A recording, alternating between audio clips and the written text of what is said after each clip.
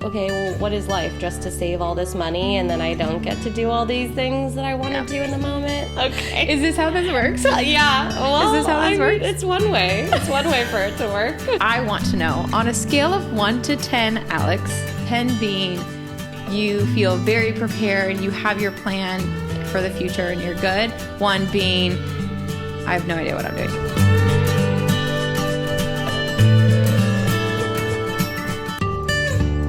Hi, welcome back. Welcome back to Chasing Me Podcast. Yes, we are here again on a beautiful Sunday, recording our next episode for you. And of course, we are recording the notorious topic that Alex prefers not to speak of, finances. Woo! Yay. Well, yes. Yeah. Despite not wanting to maybe speak about it, I'm here to share with all of you as much as I possibly can. But I'm going to let you get us started. Let me do a little warm up with you. So the idea here is that at each stage of your life, your financial landscape looks so different. In your 20s, you're going through college, you're probably racking up some, debt, you're living your life, you're making friends, you're kind of distracted by that part of your life and then getting that job. In your 30s, what we're realizing is that you kind of transition. It's like messy 30s. The 30s get messy because you're just starting to probably make the most money you've ever made, but you're also potentially starting to experience more, hopefully not too much of like a lifestyle creep we call, but you're also experiencing more expenses because in your 30s, you're typically getting married, you're starting your family, you're having kids, you're getting a house, and those things add up, whereas your income at those points tends to plateau. So you really have to kind of balance that. But what we were talking about earlier is that neither of us are married and we don't have kids yet. So what do we do with all our extra money? Or what this extra money we were supposed to have?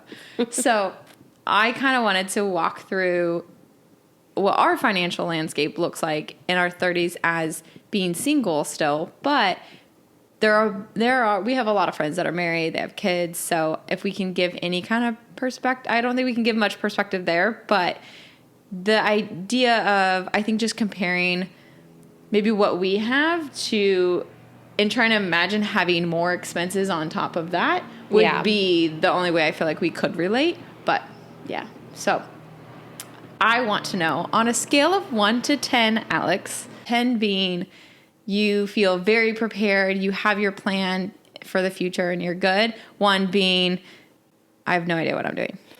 I need help. I think I fall right in the middle. So I think I'm like a 5 or a 6. Good solid 5 over there. Yeah. 5 or 6 sometimes. But I think that where for me it comes down to it being more of a questionable state is investments and like putting my money in the right areas in order for it to accumulate in a way that for me it's not a fun conversation, or it's not fun to do and put your money in something that you don't see immediate results. So that's also I think why I'm like of the mindset of, well, I could use this for me now.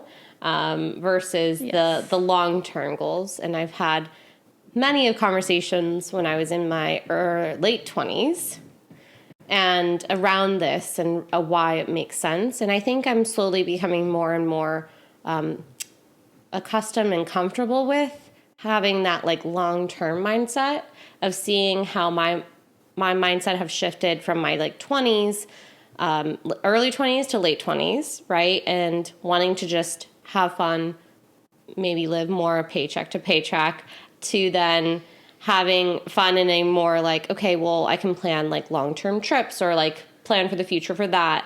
And now being like, okay, I don't want to have that same lifestyle or that same sort of, I don't know, just like not being able to have enough savings in my like late 30s. So I think that that's where it's now going to even change even further because of if you think about yourself in the next 10 years, when people ask you that question, a part of it is financial. And like, do you want to continue to work as hard as you do now in the next 10 years?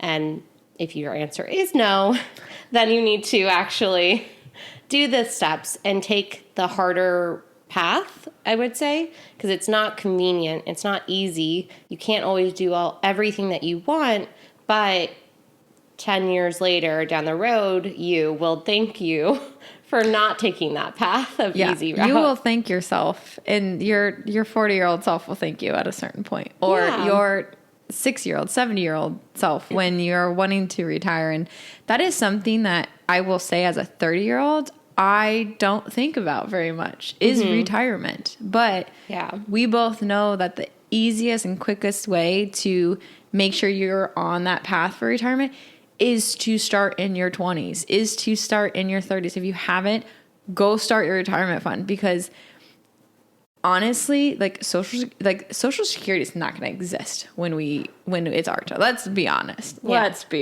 Yeah. So unfortunately, with that knowledge, you have to prepare yourself. And the only way to do that, or the best way to do that, is through compound interest and money's ability to make you more money just sitting away in an account where you can't spend it. And I know you can pull out from retirement accounts for like your first home purchase, I believe, without like certain penalties, depending on the account, I think.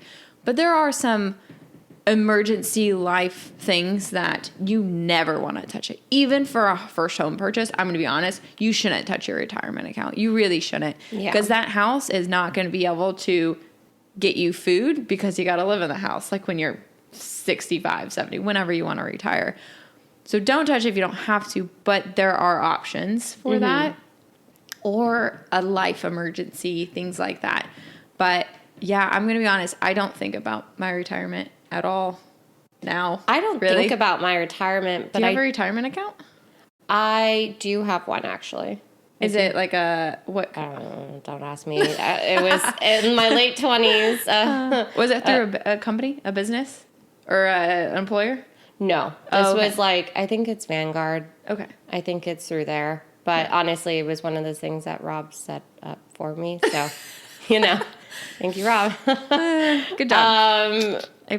Yeah, it's just, then it just goes out automatically, and I don't really think about it. Which is, you have money pulled from your account still. Oh, that's good. Yeah. Yay. Yeah. We have automatic withdrawals right now. I like this. I didn't know you had that. I thought you were trying to put money away. No. No, you just got to do automatic. That's what I do. So we have a Fidelity account for work, and they match us up to 6%, I think 3 to 6%. Nice. So I just max that out because I have I told this to my sister. We were just in San Diego for our concert together, and she mentioned something about I was like paying for something, or I forget what the context was, and I said, I have plans for that money already.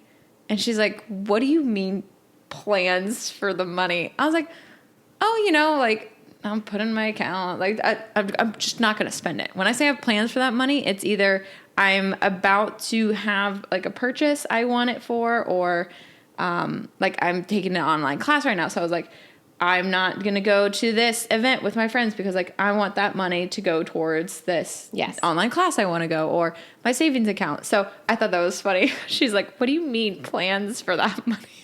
Well, it's better to make plans for your financial future versus living more vicariously through whatever it is that you want to do.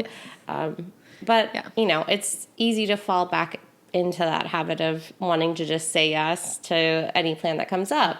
100%. I think that's where I always struggle, is more in that of how do you say no for the future and not feel like so just disheartened, because you're like, okay, well, what is life? Just to save all this money and then I don't get to do all these things that I want to do in the moment? Like, I think I will always struggle with that because it's not it doesn't come naturally to me to want to just save.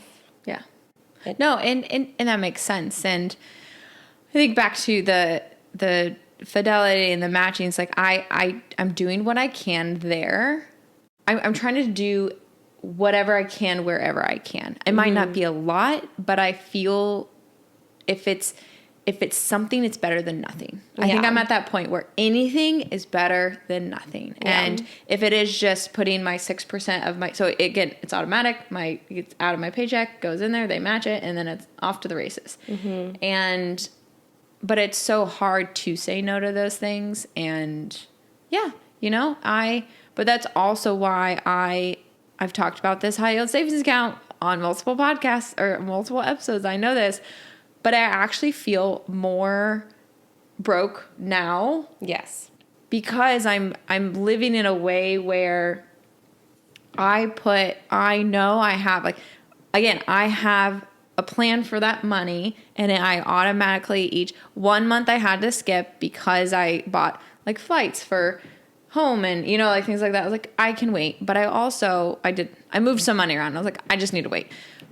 But then I did like double that next month, or I try to do 1.5 or, something a little along those lines. But that's me planning for my money. And by doing that, I'm like, I only have this little amount of money I can work with. And I don't, right now, I don't keep a lot in my checking account. Yeah. I'm trying not to, because I don't see any really urgent upcoming expenses, knock on wood, that will happen. But yeah, so I feel very broke right now, which is fine. I kind of like it. Keeps me on edge. Keeps me young. Keeps me firecracker. Woo. I don't know if anyone else will feel that way, because I don't like that feeling. But it's because I know, like, I have money over here. Yeah. And it's so accessible. Like, it would take me, processing time. It won't take 2 seconds like I'd want it to, but it is what it is. Yeah. But I did have this question. So I know with my parents, they do have a credit card and they use it, but I get after them so many times because they don't use the credit card, I feel like, the way that you should to optimize it. So I'm curious, do you credit card all the way? You don't use your debit card, right? Yes. I use my credit card, For I would everything. say 95% of the time. There are only like a few instances where I do use my debit card. Okay. So I had that written down because I think it's interesting. But it's a double-edged sword, because a credit card is something that is such an amazing tool if you know how to use it. Mm-hmm. But a credit card can be very dangerous because you are borrowing money. You are in debt to that bank that you have this credit card with. Yeah. And because people don't know how to manage their credit cards, if someone is struggling to manage their credit cards, I'd be like, go use your debit card. Or go pull cash out and be like, this is all you can spend. If it's $200 a month, $300 a month, whatever. If you are at a point where you cannot manage the amount of charges you put on that card, find other means. But if you do know how, like, I'm the worst. Like, the bank hates me because I'm the one that pays it off right away. I use all the benefits that I can. I am using them. They are not using me. And I love that. Yeah. Because big banks, they got a lot of money. But that's how they get their money, is through all the interest you are paying on your credit cards. Mm-hmm. The benefits that I get from my credit card that I use comes from you individuals who are paying interest on your credit cards.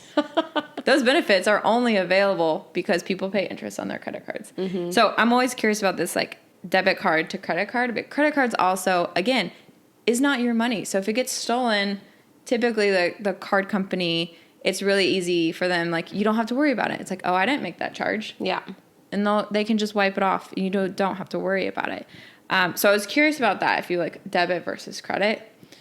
I find myself sometimes like pulling cash out because I really want to be frugal with some, like, a month or so. Yes. So I'll actually do the cash thing because I don't like using my debit card. I'll do the cash thing and, like, just, oh, this is my going out money. Or if I feel like I've been bad about spending by like going out, I'll like, okay, Erica, you only have $200.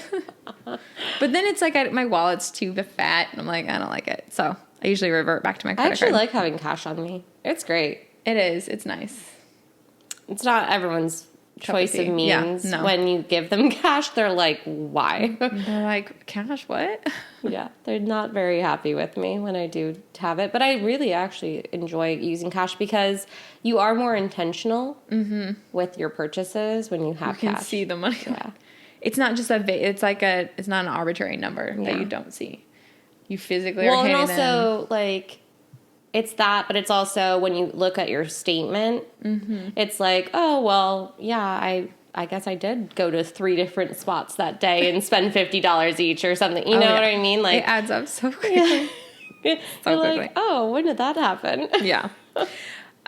Next, I did want to go into quickly. So when you talk about debt, there's obviously the big ones. There's like student loans, there's car, there's mortgage, there is credit card debt. Like there's so many different types of debt, I feel like, out in the world. You could have business loans, you could have so many other things. But I did find this one article and I thought it'd be fun to share. I just took a photo of it.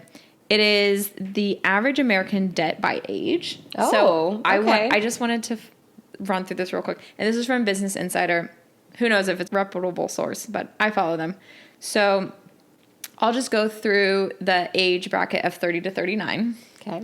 So the average American auto loan debt for our age group is about $8,000, which is, I mean, for a car, if you think about the cost of cars nowadays, it's not that bad. But I'm assuming that they're leasing. No, is it all purchase? I'm assuming it's just debt. When you lease, you don't. It's not debt. It's But you it's just a loan. It's a monthly payment. It's not a loan. Actually, I don't know how leases work. Now that I think about it, I don't know how a lease works. Yeah, I'm assuming that they're not leasing because people overextend themselves all the time, and they just want a car. So when we talk about auto cars, I have a 2006 Mini Cooper. So I have a very older vehicle. Stella's great. I love her. I am prepared for her to croak over and die at some point.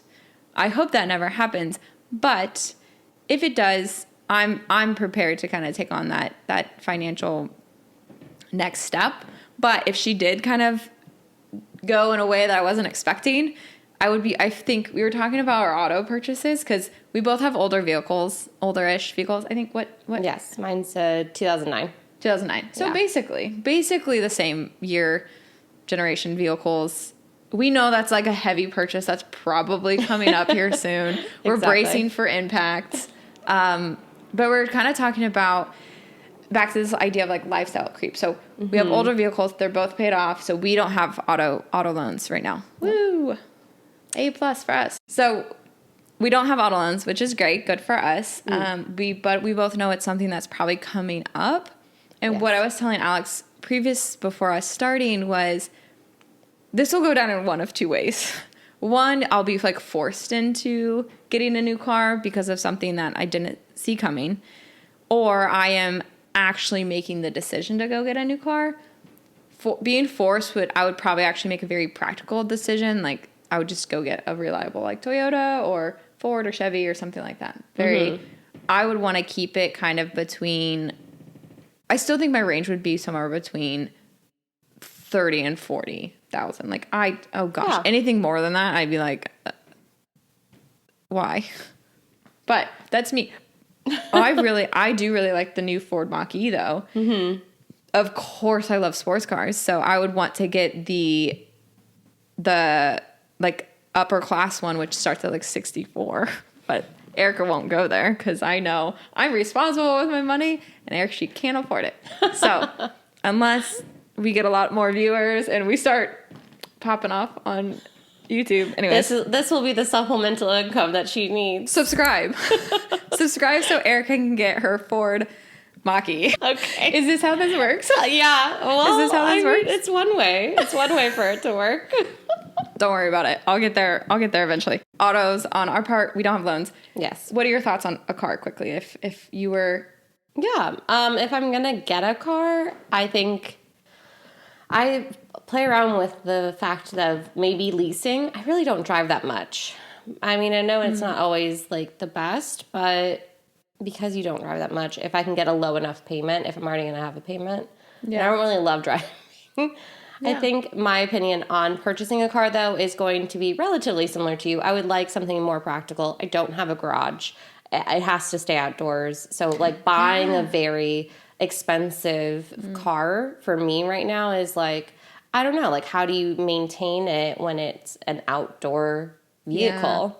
And you don't get the luxury of not having to deal with weather. We live in California, so clearly the weather isn't going to really affect it. The sun, though, that sun, it damages it so quickly. Yeah. And then there's crazy drivers in California, and you know the chances of it getting hit on the street is very high. And you could, at that point, you're not in the car. You can't be like, oh my God, I saw you hit my car. Yeah. It's going to be like a hit and run. And you are now just with a damaged brand new car sitting on the sidewalk. Like, yeah, that's one thing. So because I don't have that, I think that there's a lot of factors there as to why, like, I feel like a lease would be relatively right now in my favor. But I think I just need to see, as far as, like, one, of course, what can I afford? And then two, practicality of the living conditions and where my car is going to be stored, because there is just that factor of, if I want a new car that's like, I would do more of a luxury car at the end of the day, but I don't want it to just sit on the street.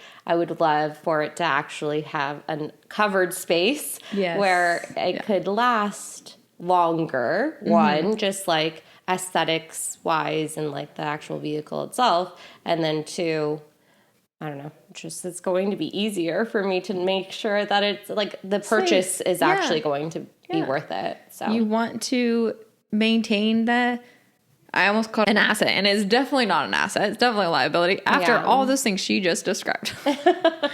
That's great. I mean, we know this will happen, so we are bracing ourselves for impact. Yes. Okay, so next on the list, credit card debt. Credit card debt. So the average 30 to 39-year-old has about $4,100 of credit card debt, which is actually low in my mind. Yeah, that seems really low too. Yeah. I don't know. But I guess my question to that is, what is their maximum limit of credit card debt, if that makes sense, right? Like, if they have a limit of only like 10 grand, then that makes kind of more sense. But what is that range in medium is what I would question. I think at the end of the day, it's more, it sounds like this is, I'm assuming this 4,100 is a reoccurring, like they have on average $4,000 of debt every month that they're trying to pay down.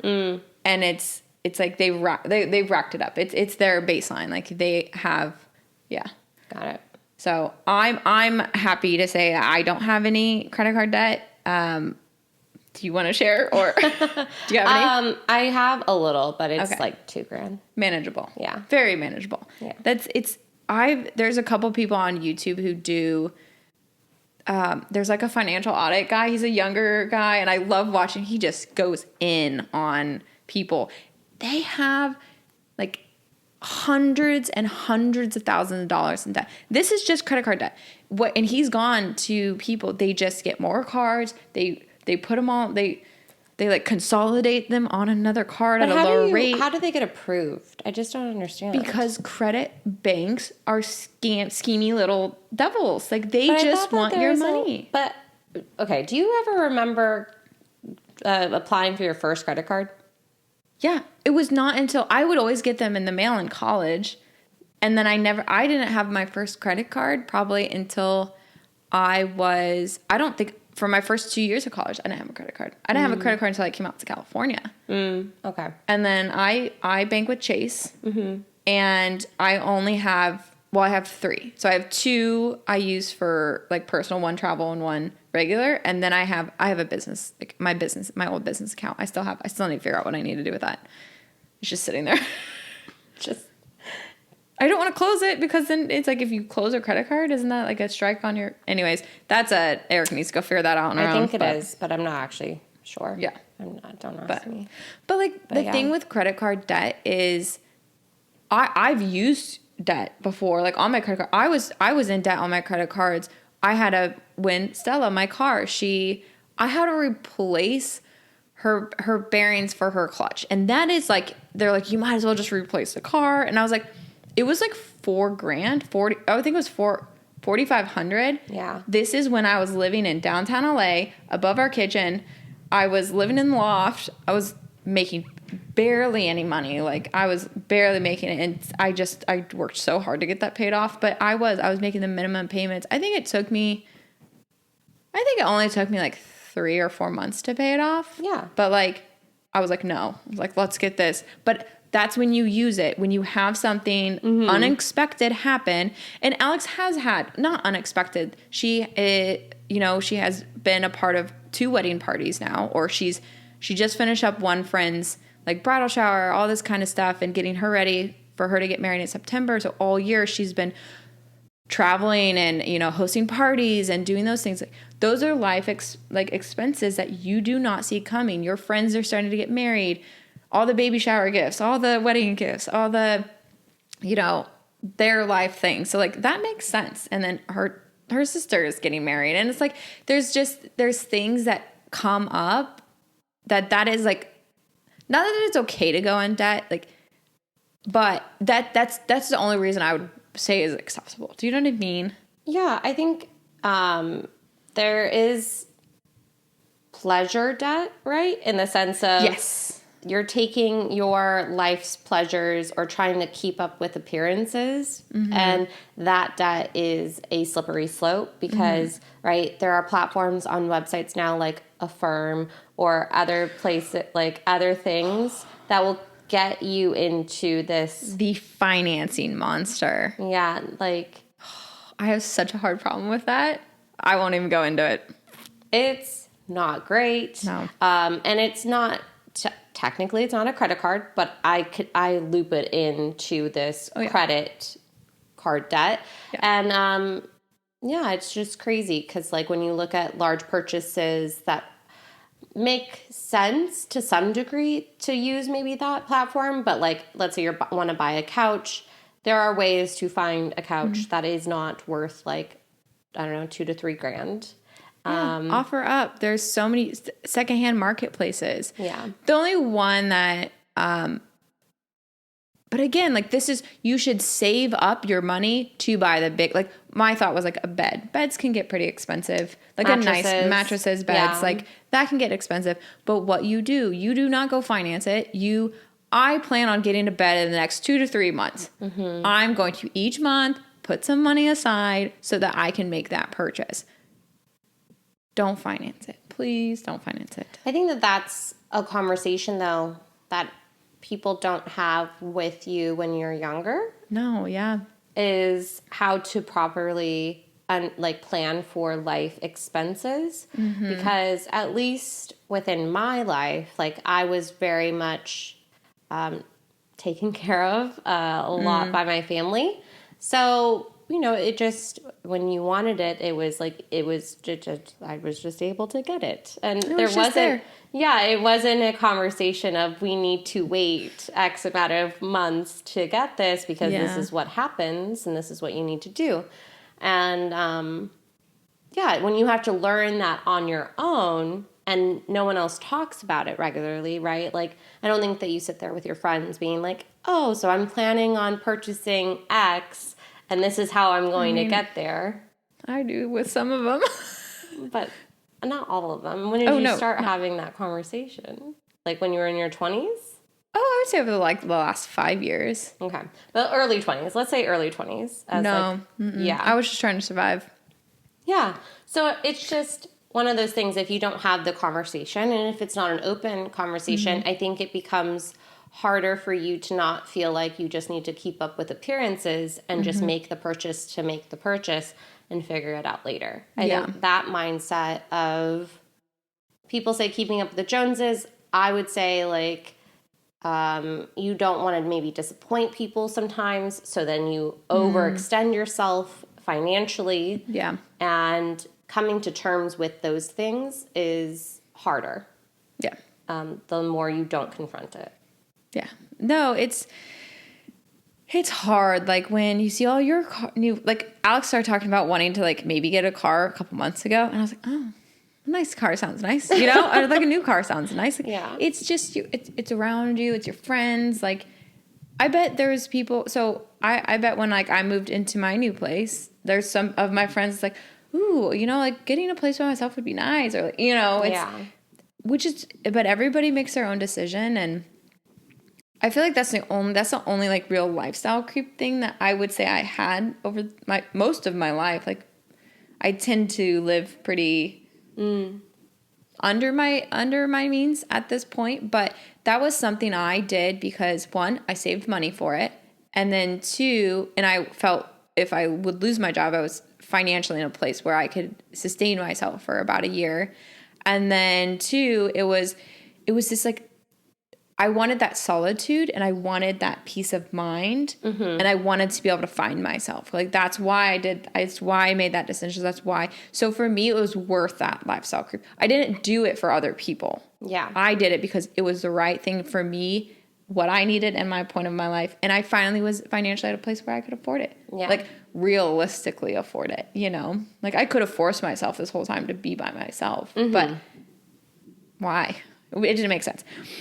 Okay, I think this one is pretty easy for us. So the next on the list is mortgage debt. So the average 30 to 39-year-old has about $58,000 in mortgage debt, which again seems low, but we don't own houses, so we just rent. we just saved 60 grand. Yes. Yes, that is nice. And in California, it's very hard. That number in California would probably be like in the 250. Yeah.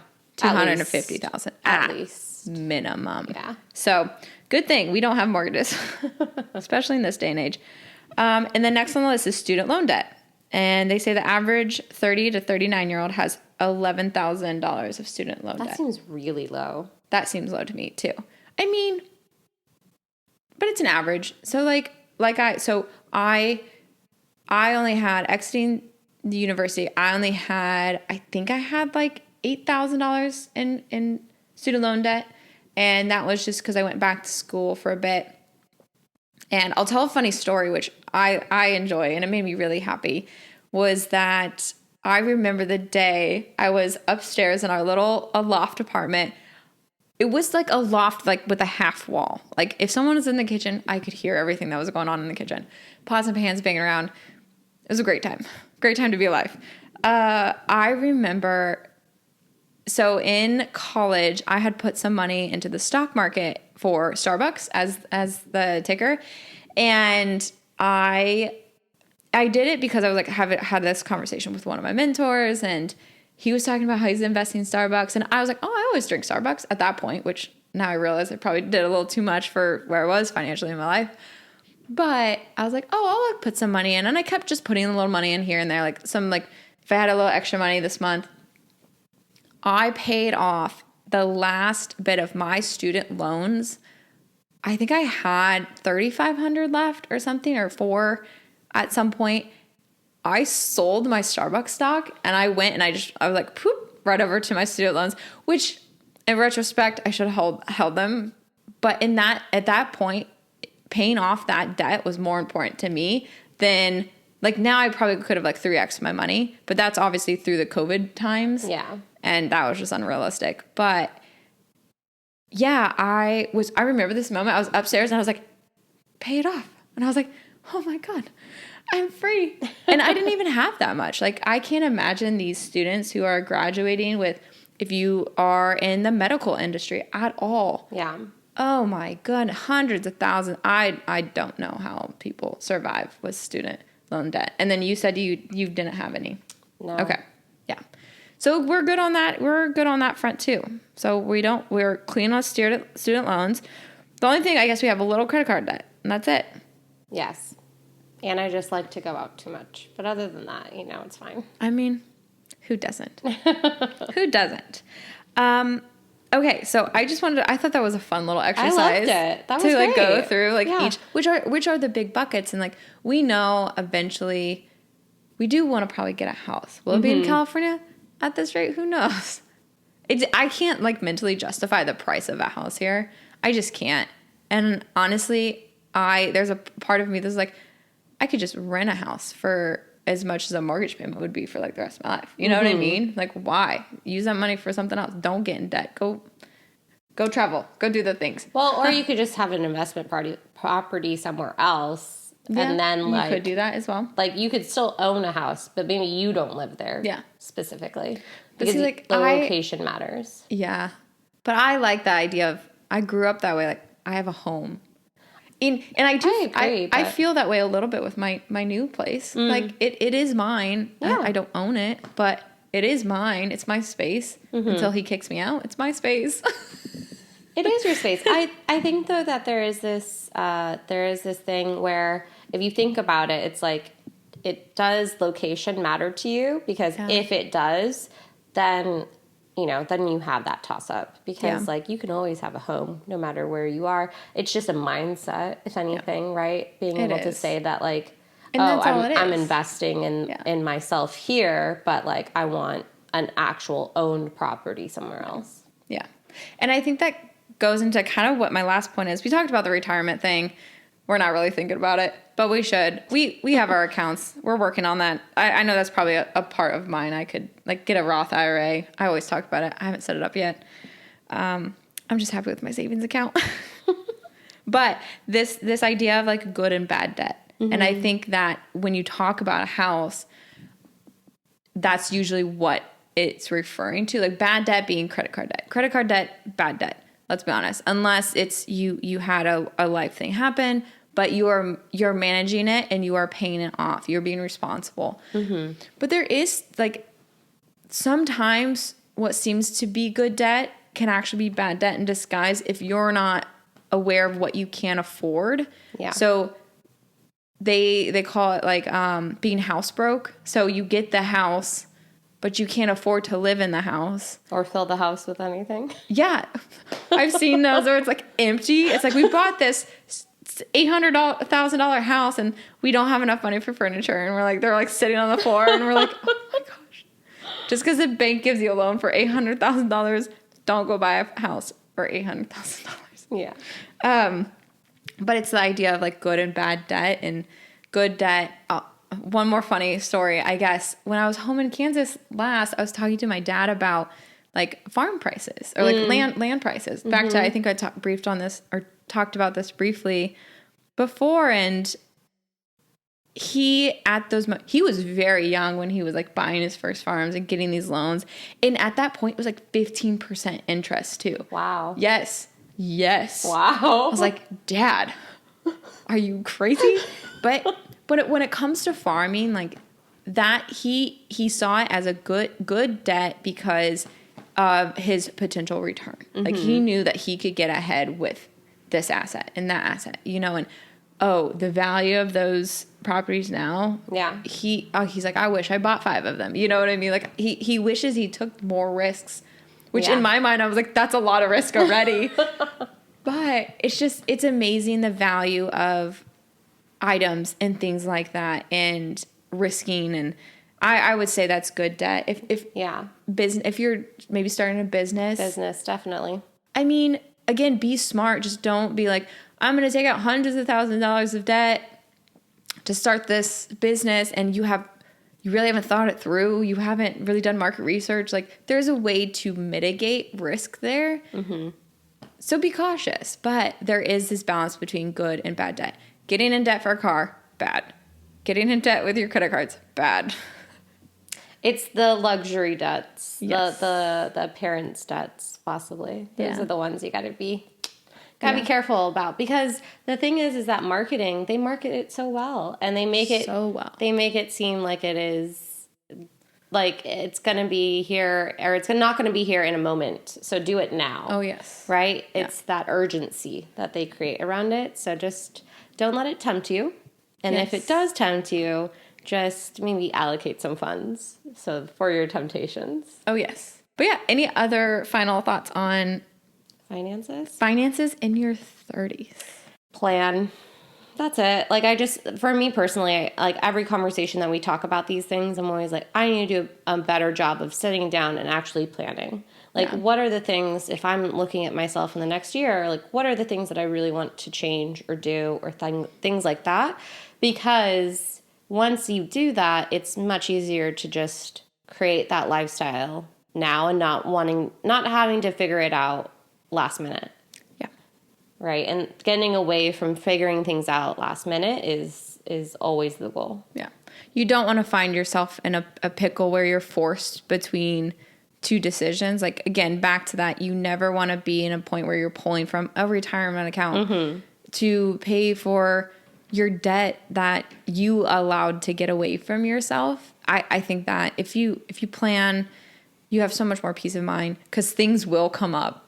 As much as I'm over here trying to plan and think about everything, something's going to hit me out of left field, and I'm just hunkering down waiting for it. So do your best. Yes. Let us know maybe in the comments what works for you. And we would love to hear maybe if you are in your 30s, or maybe if you've experienced something, if you're younger, older, like what are the things that you struggle with, or maybe that are worries for you financially at this time. Yeah. We would love it. I'm very fascinated by this topic. So I would love to hear everything. So yes, please comment, like, subscribe, and yeah. Thank you so much. See you next time. Bye, guys. Bye.